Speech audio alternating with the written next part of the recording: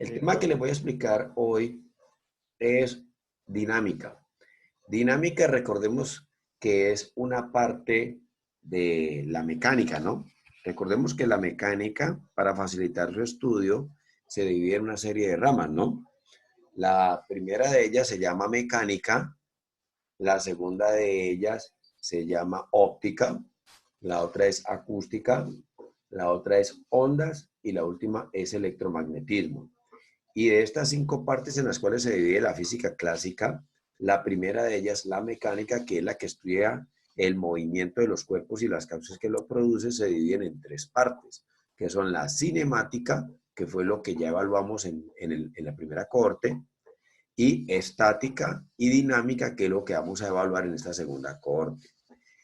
Cuando hablamos de dinámica, es porque estamos hablando de sistemas que están rompiendo el equilibrio. Recordemos que en estática, cuando hablamos de estática es porque hablamos de sistemas que están cumpliendo con la primera ley de Newton. Y hablar de la primera ley de Newton es hablar de la condición de equilibrio de un cuerpo. ¿Y cómo se expresa matemáticamente el equilibrio de un cuerpo? Pues cuando la sumatoria de fuerzas sobre todos los ejes cartesianos X, Y, o si es tridimensional, el Z, todos ellos son iguales a 0. Ahí decimos que estamos aplicando la primera ley de Newton, que eso es aplicable para la estática. O sea que la primera ley de Newton fundamenta el estudio de la estática. Resulta que cuando se rompe ese equilibrio, es decir, cuando la sumatoria de fuerzas en cualquiera de las direcciones es diferente de 0, ya no estamos en la primera ley de Newton, sino que pasamos a la segunda ley de Newton. Inclusive la segunda ley de Newton lleva este mismo nombre, ¿no? También se le conoce como la ley dinámica. O sea que es aquella en la cual se rompe el equilibrio estático de un cuerpo, lo que quiere decir que la sumatoria de fuerzas sobre al menos uno de los ejes cartesianos debe ser diferente de 0. Entonces, esa es la única diferencia de fondo con respecto a estática. Mientras que estática, todas las sumatorias de fuerzas eran iguales a 0, aquí, al menos en uno de los ejes, va a ser diferente de 0. ¿A qué es igual entonces? Es a la masa del cuerpo que se mueve por la aceleración que experimenta dicho cuerpo. Entonces, para que veamos aplicado ese concepto de dinámica, veamos un ejercicio, un problemita que ya está resuelto. Entonces, este es un problema que aparece en el taller que yo les envié a ustedes para que trabajaran en sus casas. Dice que calculen la aceleración de los bloques de la figura cuando hay un coeficiente de rozamiento de 0,1 en cada bloque con la superficie. Y me están dando aquí un plano inclinado, por la izquierda un bloque de 6 kilogramos, por la derecha un bloque de 4 kilogramos, me dan los ángulos de inclinación de dichas superficies y los dos bloques se encuentran unidos por medio de una cuerda que es inextensible. Cuando decimos inextensible significa que es una cuerda que no se puede alargar ni contraer así como los resortes. Ella mantiene siempre su misma longitud. Y esas cuerdas están pasando por encima de una polea, la cual vamos a considerar aquí que es una polea ideal. ¿Qué significa que sea una polea ideal? Polea ideal significa que en esta zona, es decir, aquí en la polea, no se van a producir fuerzas de rozamiento. Por favor, les pido que silencien los micrófonos. Silenciar micrófonos. Gracias, muy amables. Entonces les decía yo de que cuando hablamos de una polea ideal, significa que aquí en esta polea no se van a producir fuerzas de rozamiento. Entonces, ¿eso qué me va a garantizar? Pues que la tensión sobre toda esta cuerda siempre va a ser la misma. O sea que, ¿cuántas cuerdas aparecen en el sistema? Pues solamente una. Y si aparece solamente una cuerda, significa que solamente vamos a hablar de una sola tensión. ¿Listo? Bueno, entonces, como me están dando las masas de los dos cuerpos, lo primero que voy a hacer aquí es diferenciar una masa de la otra para saber en qué momento me refiero a la de 6 kilogramos y en qué momento me refiero a la de 4 kilogramos. Entonces, ¿qué vamos a hacer? Vamos a llamar a la que se encuentra a la izquierda, a la de 6 kilogramos, la voy a llamar la masa 1 y a la de la derecha la voy a llamar la masa 2. ¿Listo? Solo es como para que visualmente sepamos a quién nos estamos refiriendo. Entonces, 1 la de la izquierda, 2 la de la derecha.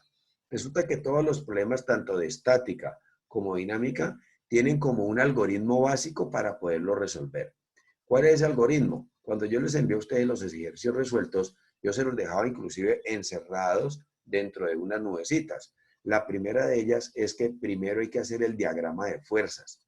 Entonces, aquí, ¿cuántos diagramas de fuerza hay que hacer? Pues hay que hacer un diagrama de fuerzas para el primer bloque, el de 6 kilogramos, y un segundo diagrama de fuerzas sobre el mismo gráfico para la masa 2, que es la de 4 kilogramos. Recuerde que el diagrama de fuerzas es representar las fuerzas que están actuando sobre cada uno de los cuerpos, ubicando las fuerzas exactamente en los puntos donde se están generando. Entonces, miremos cómo quedaría el diagrama de fuerzas para el problema que nos están planteando.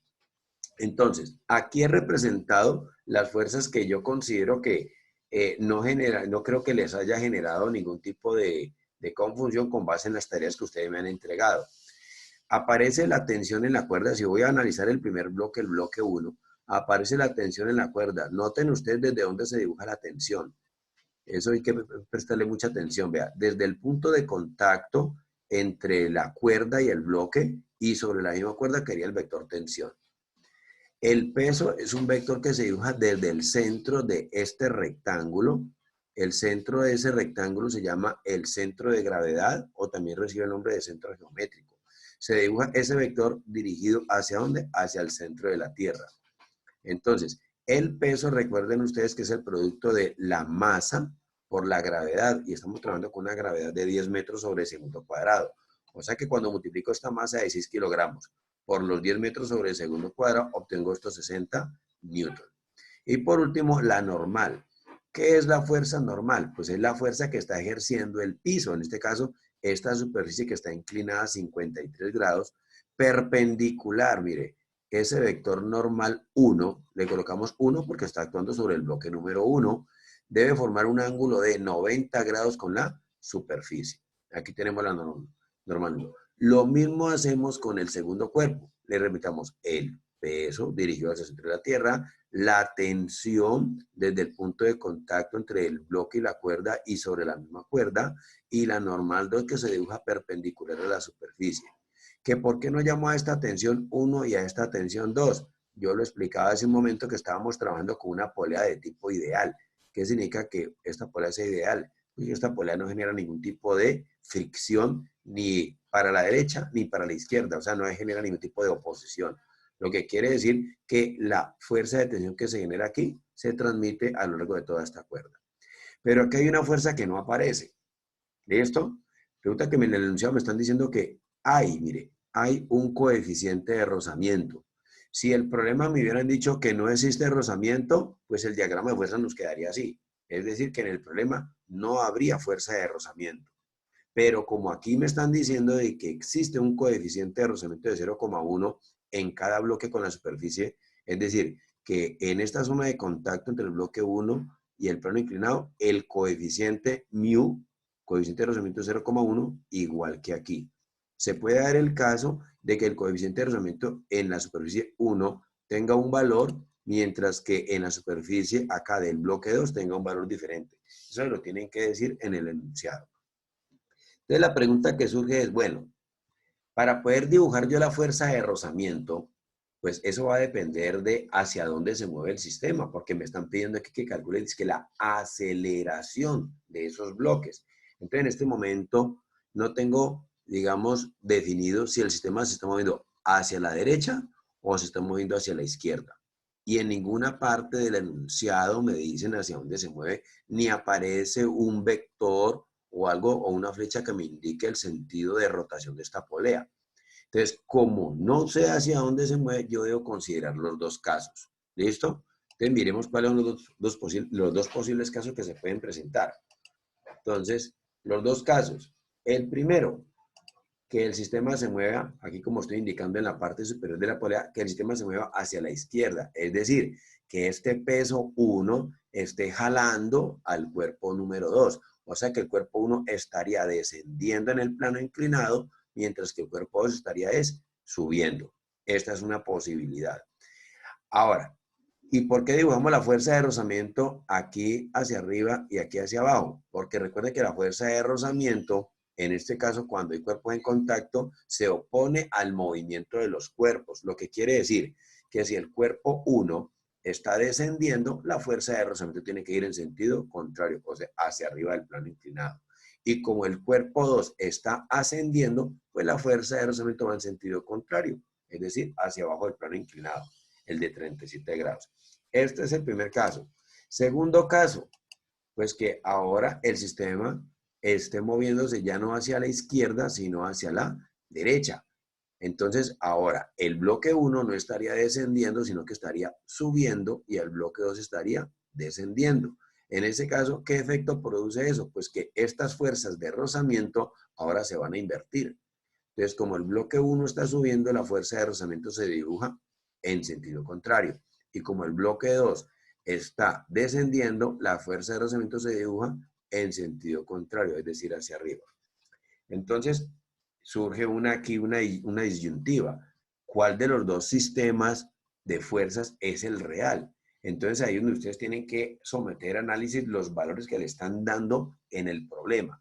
Entonces, vamos a empezar a ver si desempatamos esta situación, porque aquí cualquiera de los dos diagramas de fuerzas podría ser válido. Empecemos. Miremos los ángulos de inclinación, vean. Este ángulo de inclinación de la izquierda es mayor que el de la derecha. ¿Listo? O sea que si lo analizamos, el de 53 es para el bloque 1, 37 para el bloque 2. Entonces, en este momento, si fuese por el ángulo de inclinación, pues va ganando el de la izquierda, ¿no? Por ser más inclinado. ¿Listo? O sea que va un punto a favor del bloque número 1.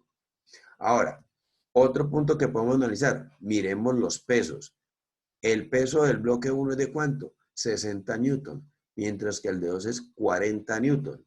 O sea que vuelve y juega, vuelve a ganar el bloque número 1. O sea que de este lado, del lado izquierdo, tenemos un mayor ángulo de inclinación y un mayor peso, lo que quiere decir que efectivamente el caso número 1 es el que corresponde realmente al sentido del movimiento del sistema.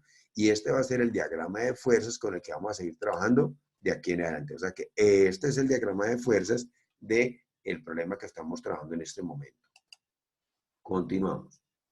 Entonces, después de que uno elabora el diagrama de fuerzas, entonces pasamos a hacer ahora los correspondientes diagramas de cuerpo libre.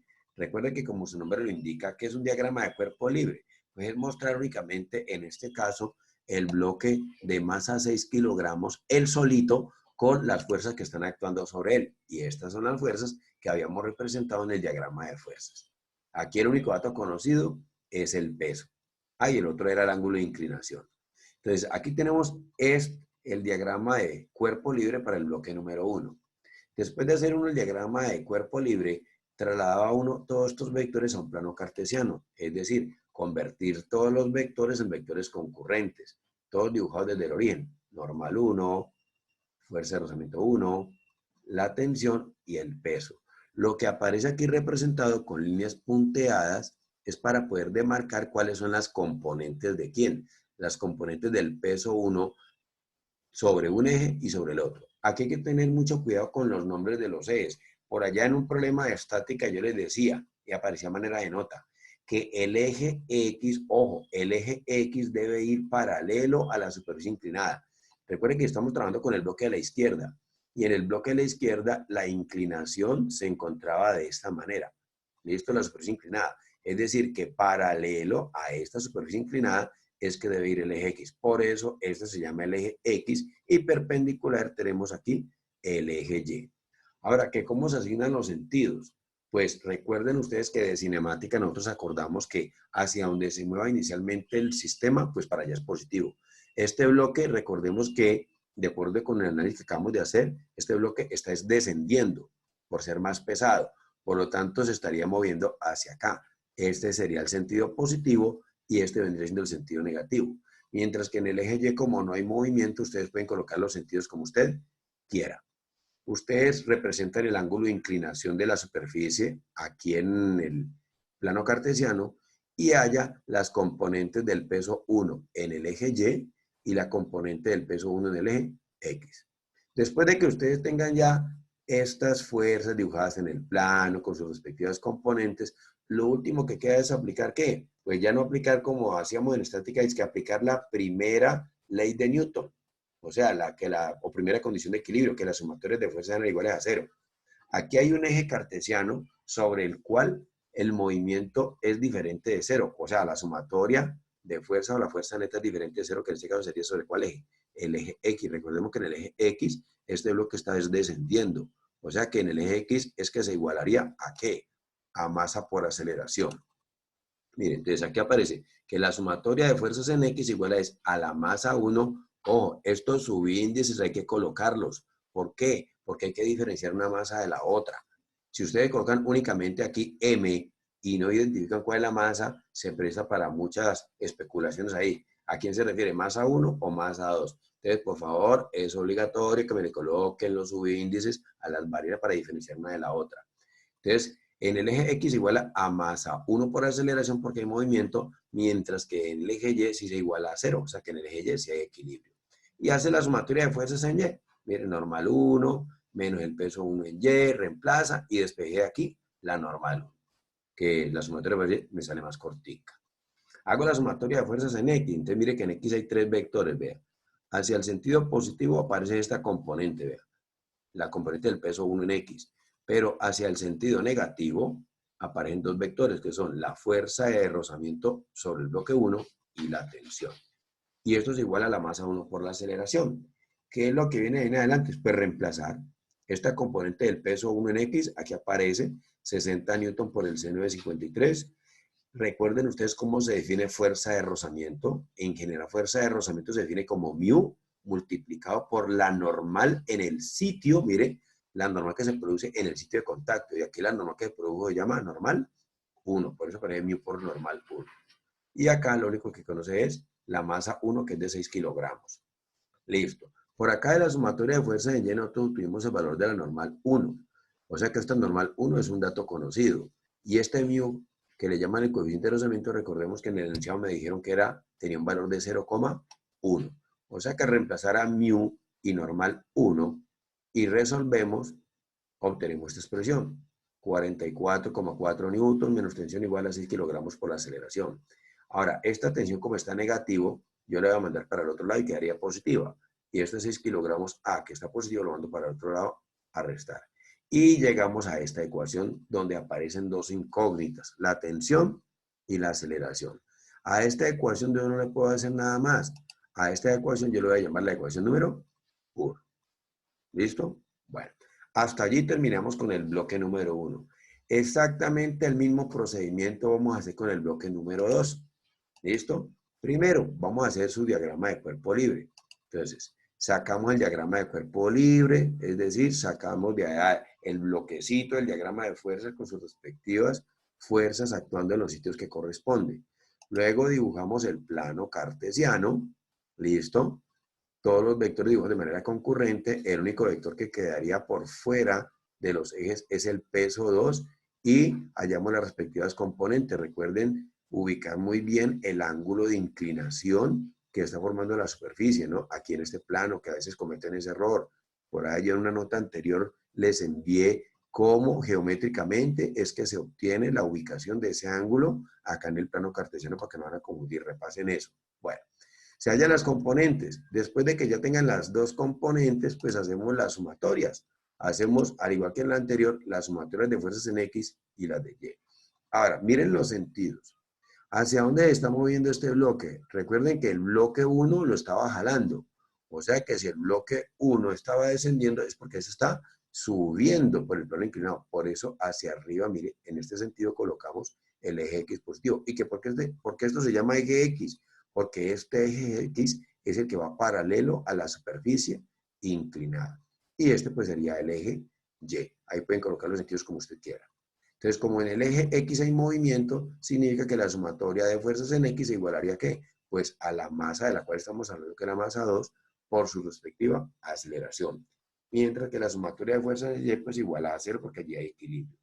Reemplazamos lo conocido. Y de aquí obtenemos la normal 2. Esta normal 2 la vamos a utilizar acá en la sumatoria de fuerzas en X, en esta parte. En la fuerza de rozamiento 2, que se define como mu por la normal 2. Entonces reemplazamos aquí, operamos, multiplicamos, sumamos y despejamos la tensión, mandando este término para el otro lado, y llegamos a otra ecuación que me da la tensión de la cuerda para el cuerpo número 2. A esta le voy a llamar la ecuación número 2. Ahora, esta tensión es diferente a la tensión que calculamos En el cuerpo 1, no, es la misma, porque recuerde que estábamos hablando de poleas ideales y en las poleas ideales la tensión sobre la misma cuerda se tiene que mantener.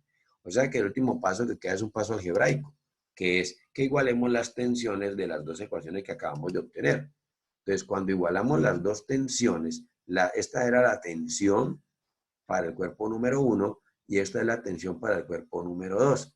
Entonces, lo que hacemos es agrupación de términos semejantes. Este menos 6 kilogramos A lo mandamos acá a sumar al otro lado. Este 27,2 lo mandamos al otro lado a restar. Reducimos términos semejantes. Descomponemos el newton en kilogramos por metro sobre el segundo cuadrado. Los kilogramos pues se cancelan y el 10 lo mandamos a dividir y obtenemos que la aceleración del sistema es de 1,72 metros sobre el segundo cuadrado, que era lo que me estaban pidiendo que halláramos.